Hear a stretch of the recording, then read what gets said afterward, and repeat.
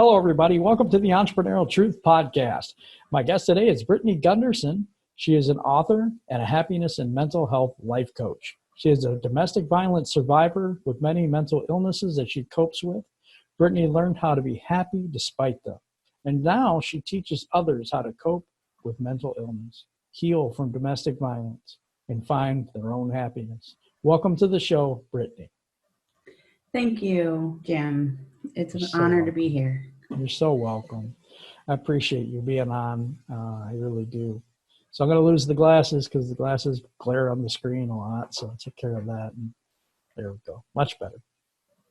Okay, my first question to you today is, what lit the fire for you to want to become an entrepreneur in the first place? Well, honestly, it kind of just happened out of the blue because I was writing a book and I opened my book to the world about domestic violence awareness. And as I was helping them through their stories that they were contributing to my book, I realized that I had a knack for helping people. And then I did a suicide book. And I helped those kinds of people who were struggling with suicide cope with their suicide. So it kind of just happened because I was working on my books. And then I learned about life coaching and that it's an actual thing. So then I studied how to be a life coach and got my certificate. And it just kind of happened because I was doing my books. Yeah, that's amazing. You find your talent, don't you? You take a step out, put yourself out there, and then you discover that you have all these things that you can do. I love that. I really think that's cool. So my next question to you is, what were the struggles, either internally or externally, along your journey? It doesn't even have to be your entrepreneurial journey. I mean, your journey in life. I want you to just open up as much as you feel ready to do, and talk about some of the things that you've been through. Well, I've been through domestic violence. As soon as I turned 18, I ended up in a very abusive relationship. And he put me through a lot. You know, I was abused in every way there was possible. I was starved. I was strangled. I was beaten and even raped a lot. And that left me, it was only a 10-month relationship, but I was pretty much his prisoner the whole time. I wasn't even allowed outside. Oh my God. So it left me with all of these mental disorders like post-traumatic stress disorder, agoraphobia, depression, and anxiety. And, for 10 years, I've been in therapy for it. And, I've been learning how to cope with them over the last 10 years. And I found that, there are a lot of tips and techniques that I use to get through my day, gratitude lists and deep breathing, exercises, all kinds of little things that get me through my day. And that's what I teach to other people, that there are ways to get through it, even when you really don't even want to get out of bed. You mentioned a phobia, and I won't even begin to try to pronounce the first part of it. But what is that? Because I didn't know what that was, so I thought I would ask. Agoraphobia is the fear of leaving your house or being at the store. Okay, yep, I have heard that. Okay. Yeah, okay. So I can't actually go to the store by myself. Mm-hmm. I have to have a partner with me because it's very hard for me. Mm-hmm. I've been working on it, and I have left my house quite a lot in the last year. But before that, I would hardly ever leave my house. Yeah, I have a fear of heights. We went to a Detroit Pistons game, and I was screaming like a little girl up there. I was just like, I was terrified, terrified. And I've never felt like that unless I get up in really high places, and I cannot deal with it. I've tried to conquer that fear over and over and over again, and I'm just like, nope, I want to go back down to where my feet are on the ground, and I don't have to look down at anything. I'm good. Right. And I I understand. And like, I Yeah, get that feeling every time I go out my house door. I get that feeling of anxiety and it's so hard to just deal with. fear. Um, but a lot of what I do is online, and I connect with a lot of people online. And that's where I'm really helping so many people on Facebook, on social media. LinkedIn's a big one too. And I just connect with people that, are struggling, and I Hmm. just help them along the way. You know what? You've been through more than a human being should be put through. And to find something out of that that's positive, like helping other people, Hmm. that's really amazing. It's very difficult to go through all of that. Not only going through it once, but you relive it over and over again in your mind. It's a Right. tough situation when you have to deal with that type of um, I would say, like, post traumatic stress. I mean, it's difficult because certain things trigger. Certain things will, Yeah. you know get you right back in that mental state again. How do you cope with that? How do you deal with, like, mental triggers or emotional triggers that happen? How have you learned to deal with those things? Well, with my PTSD, when I have a flashback, I have to immediately start to ground myself, meaning I have to put myself back in the present, not in the past.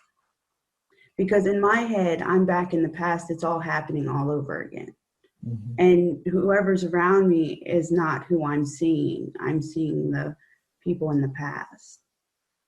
So what I do is I start, counting things I can see, That in the makes present. sense. Bring yourself back I'll to reality. bring myself back and, listen, what can I hear? I try to list 5 things I can hear. And it brings me back into the now, here and now. And I use my headphones a lot when I have to leave somewhere because, well, for one, I have agoraphobia, but also because I have post-traumatic stress disorder, I'm very hyper vigilant.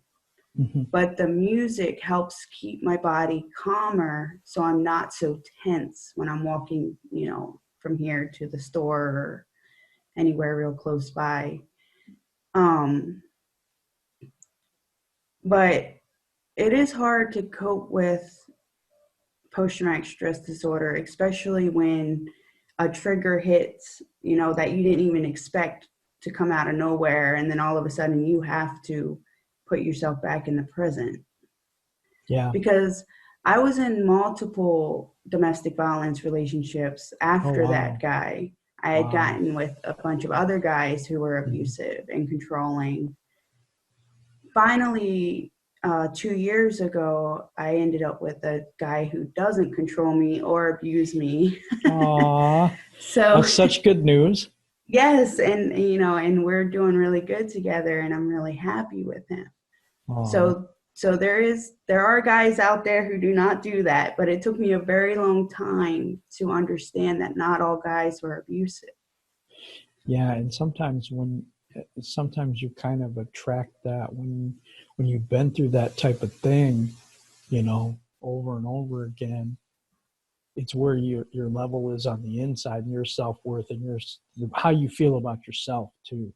It's Right. because I think you raised your level on how you feel about yourself, and stuff like that, and that attracts more people, like friends, and not just the partner type of situation, but also friendships, and co collaborators on stuff. You know what I'm saying? You're That work right. with you. Yeah. You'll start it. I built my Hmm. self-esteem, and then I got with him, and I teach other people how to build their self-esteem. So they're not getting into relationships like that anymore, because now all of a sudden they matter to themselves Yeah, and they won't accept what the person's putting them through. exactly, Yeah. exactly. Self love is so important. It's Yes, so it important really in our is. business too. I do believe that our business is a mirror reflection of what we are on the inside, and as we Yeah. grow. on the inside, our business grows and our reach grows, and what we are able to help more people with, the more we believe in ourselves, the more we believe in our message, and we can get that out there.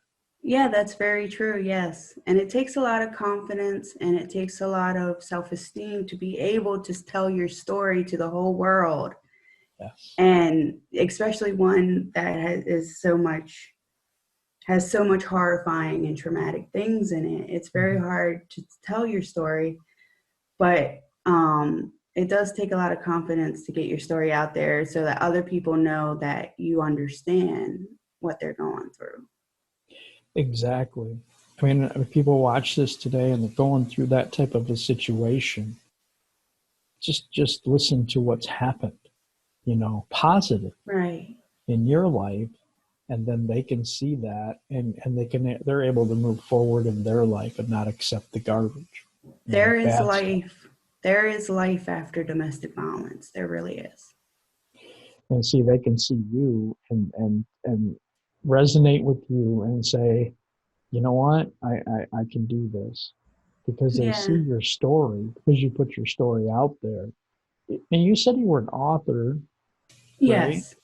Yes, I've published 15 books. They're all on it. 15. Yeah. Wow. They're all on Amazon and they're all different genres. So there's some domestic violence awareness, suicide awareness, poetry, self-help, and young adult fiction. Yeah. Wow. You make me feel lazy. I don't even have one book out yet. No, but let's talk a little bit about what you do right now. So you're a coach. You Yeah. said a happiness coach. I love that. I actually really Yeah. like that. I'm a happiness coach and a mental health life coach. So I help people find their happiness. Mm, I talk with them, I find out where they're aching, and then I help them heal to the point that they feel happy. wow. Man, that's a gift. You don't realize how much of a gift that really is for someone, to help them find their Yeah. happiness. Especially, there's so much anxiety, stress, and Yes. pressure on people these days. I There have really is. I have experience with that. I have experience with a lot of that, and I go too far into it, but because it's not me, so I don't want to say somebody else's stuff on here. But you know what I'm saying. I mean, it's just been around it, so Hmm. it's crippling in a way, Yeah. because like your agoraphobia, where you can't. I mean, it's to some people that's like, how can you not do that? That's just so easy, but they don't understand how terrifying stuff like that really is. Yeah, like my legs will tremble, my whole body will start trembling. Hmm. I mean, over something that somebody may think is so simple as leaving the house, I very much struggle with it. Yeah, yeah, but we're human. We all Yeah. have struggles. We all have things that we go through, and stuff that leaves an imprint on us. But what you're saying is, it doesn't have to leave an imprint for life. Right. And I have been healing a lot, and I've even been healing my agoraphobia. Um, Nice. so, you know, mental illnesses can heal. And even though everybody has told me that my mental illnesses would be there forever, I do notice a shift in them, and they're getting easier to handle and to cope with as time goes on and as I learn tips and techniques that help me through. So if you were to talk to somebody today that's struggling and in a relationship like that, not only what would your advice be to them, but those people feel trapped, Yeah. So how do you help them to be able to free themselves from the situation, and not only free themselves physically but emotionally? Right. Well, first I tell them, what's the safest route that you can get free? Um, where can you go where you feel safe? Mhm. And emotionally, it's very hard to leave Yeah. somebody like that because you're brainwashed and they tell you things like, no one else will ever want you, you're ugly, you're fat, no one's ever going to love you but me. So when you leave, you feel like there's nobody in the world that's going to want you. And Yeah, you just feel so alone. yeah, and it's hard to leave somebody like that.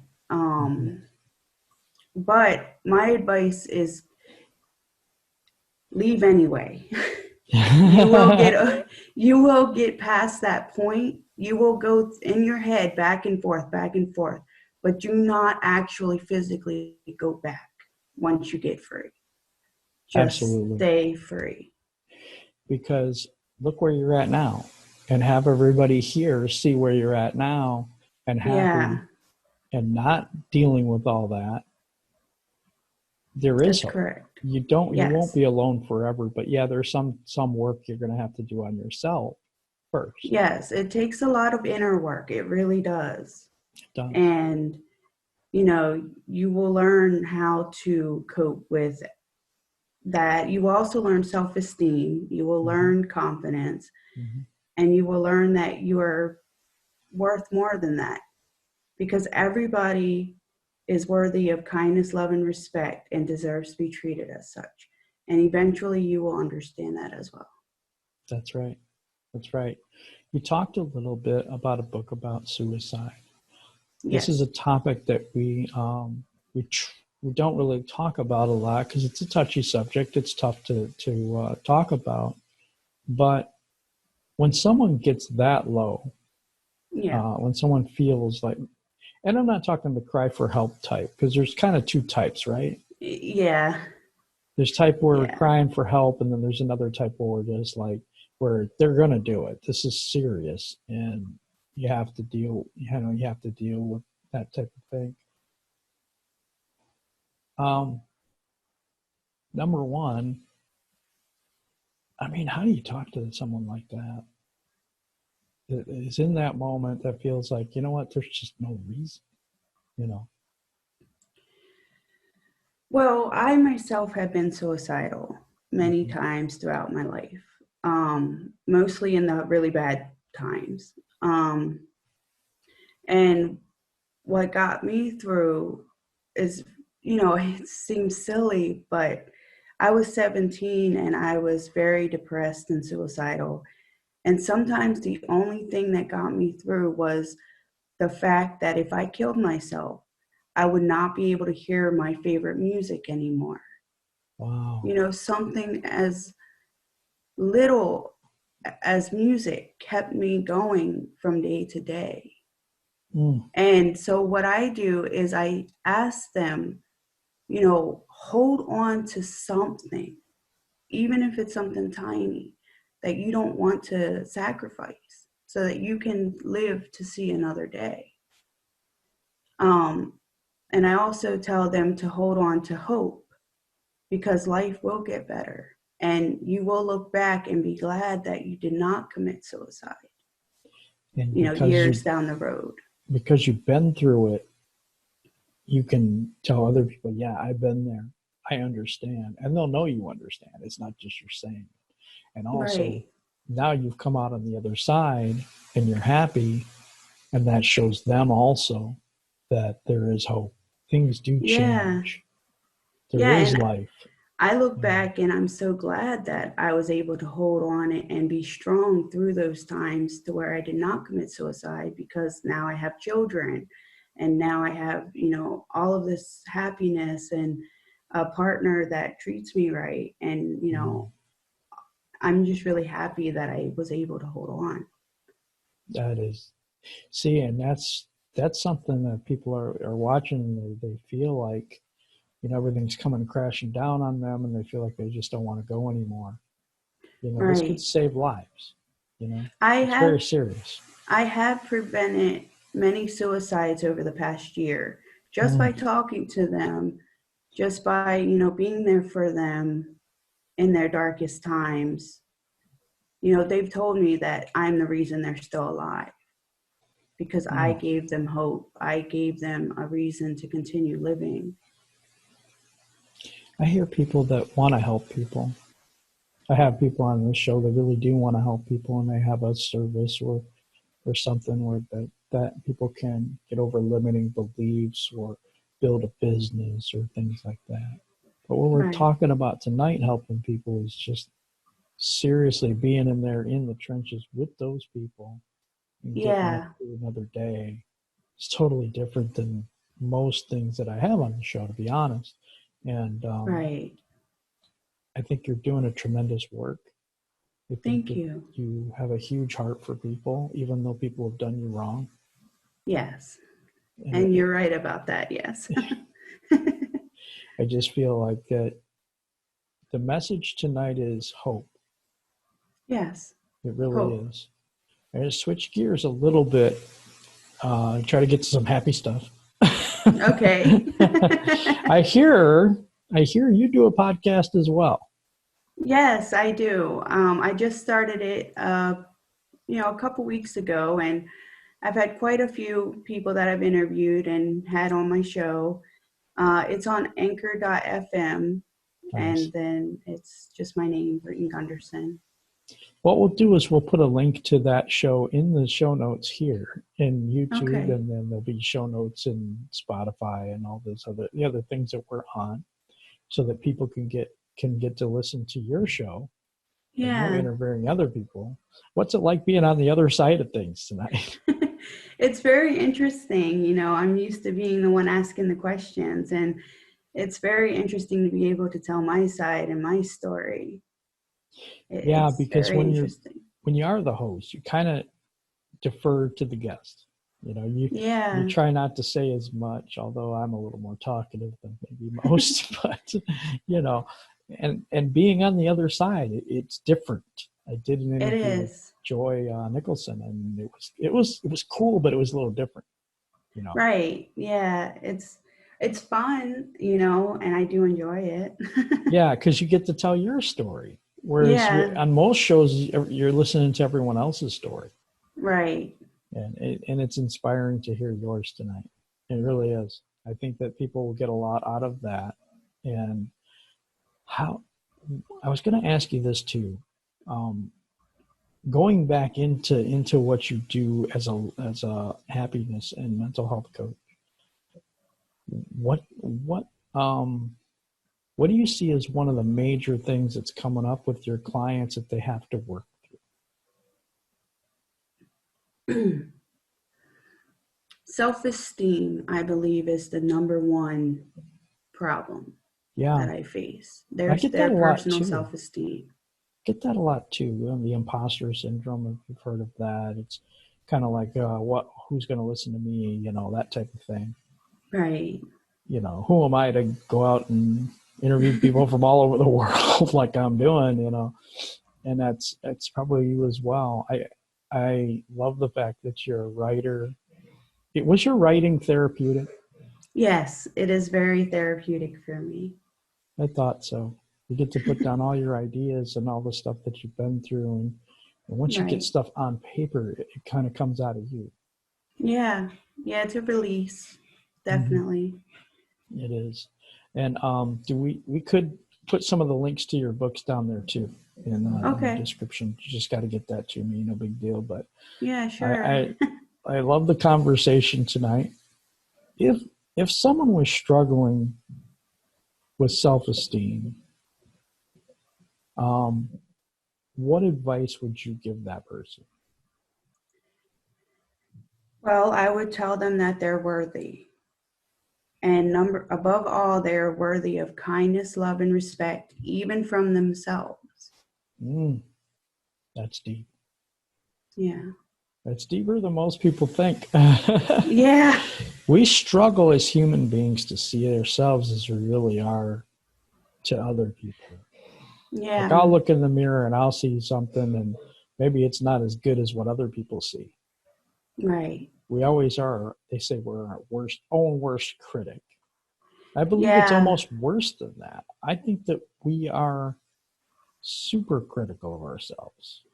Yes. And to stand in front of the mirror feeling extremely self conscious and having no self esteem and telling yourself I love you in the mirror is the hardest thing I've ever done.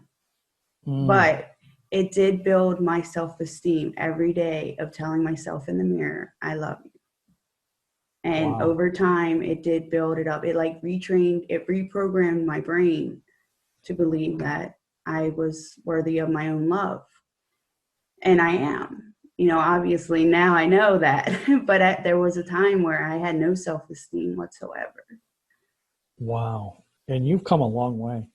Yes, I have come through a lot of hurdles. And the amount of hurdles you've been through, you should be in the Olympics. Yeah, very true. So this is such a deep topic. There's so many things that people struggle with. I'm going to go to the post-traumatic stress disorder. Yeah. I know you get flashbacks and maybe mental flashbacks, but how about the emotional ones? How about the triggers that are, that same feeling? Like somebody does something and they don't mean to do it. They didn't do anything really, but there's a feeling that you get because they triggered something inside of you. It's fear. It's fear usually that you feel. And they didn't mean to, especially like if they just moved their hand a little too fast near you, you get that fear and you're like, oh my gosh, you panic, you startle. But you have to differentiate that you're safe now. You're not in that situation anymore. Once you're out of that situation, you have to differentiate in your mind that now you are safe. That's deep. And that is not easy to do because a lot of times, like the doctor will hit your knee with that little thing he's got to make you kick him in the face. I mean,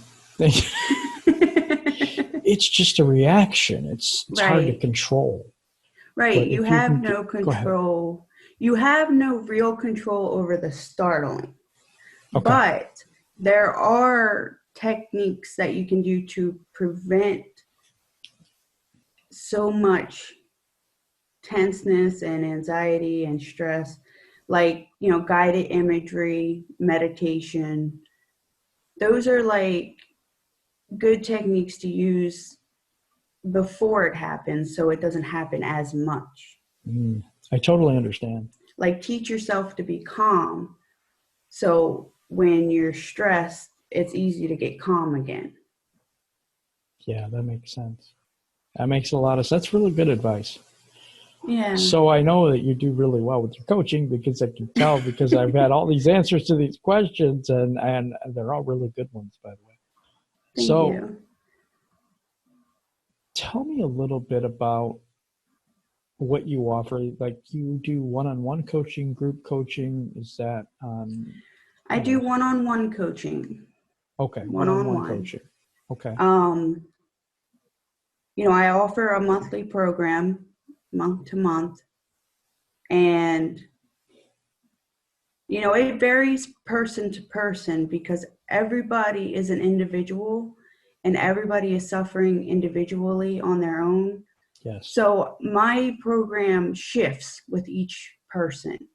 So like personalized. Yeah, it's very personalized per person. That's good. Yes. That's good. So how can people get a hold of you to take advantage of that? The easiest is Facebook, to find me on Facebook. Okay, then we'll add that link as well in the description today so that people can get a hold of you. Yeah. So if you're struggling out there and you've been through these situations, domestic violence, you feel like you're ready to give up, you don't see a way out, I think I would highly recommend you contact Brittany and get help from somebody who's been through it.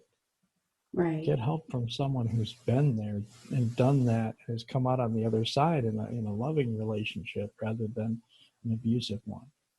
Yeah. And your life can change. It honestly can. It So, really can. Brittany, I want you to talk to the people out there that are living through this right now, and just speak from your heart, from you to them.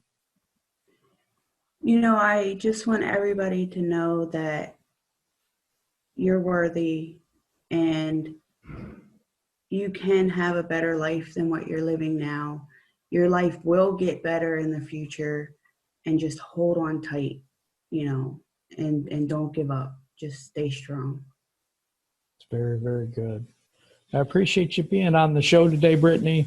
I thought that the subject matter was difficult, but we dealt with it in a way that I think gives hope.